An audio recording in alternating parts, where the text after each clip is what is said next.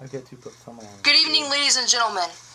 Tonight we'll be performing Act 1, Scene 4 of Hamlet. Please enjoy.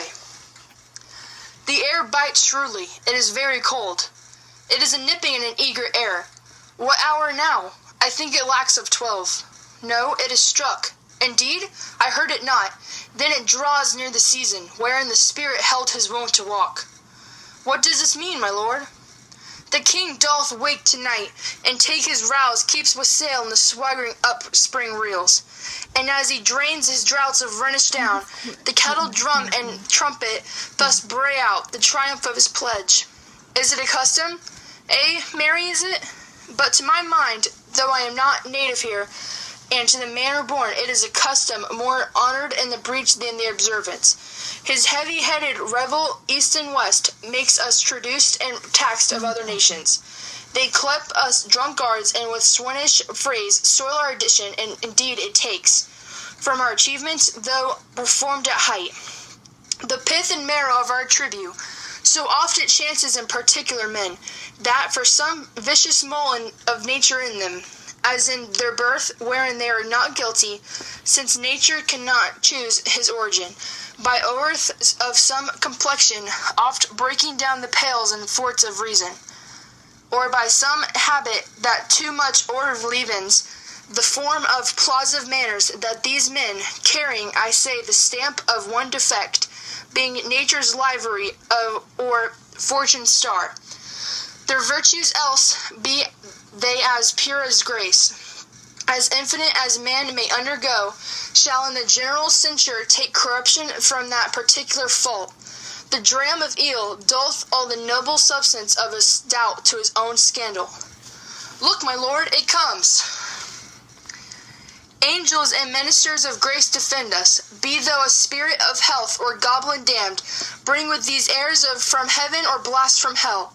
Be thy intents wicked or charitable, though commenced in such a questionable shape that I will speak to thee. I'll call thee Hamlet, king, father, royal Dane. Oh, answer me.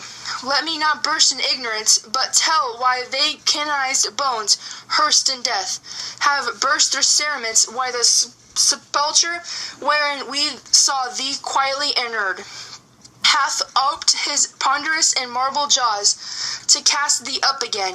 What may this mean, that thou, dead corse, again in complete steel, revest thus the glimpses of the moon, making night hideous, and we fools of nature, so horridly to shake our disposition, with thoughts beyond the reaches of our souls? Say, why is this? Wherefore? What should we do? It beckons you to go away with it, as if it was some apartment did desire, to you alone. Look with what courteous action it waves you with more removed ground, but do not go with it. No, by means, no. It will not speak, then I will follow it. Do not, my lord. Why should what be the fear? And I do not set my life in a pen's fee. And for my soul, what can I do to that?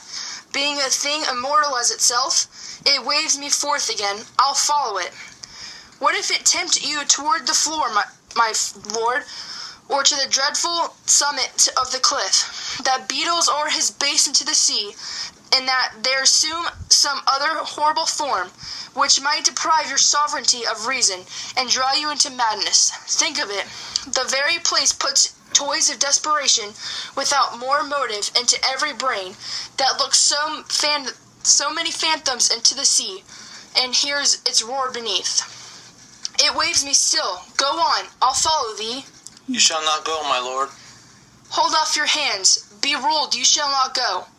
My fate cries out, and makes each petty artery in this body as hardly as Neiman lion's nerve. Still I am called. Unhand me, gentlemen. By heaven, I'll make a ghost of him lets me. I say away. Go on, I'll follow thee.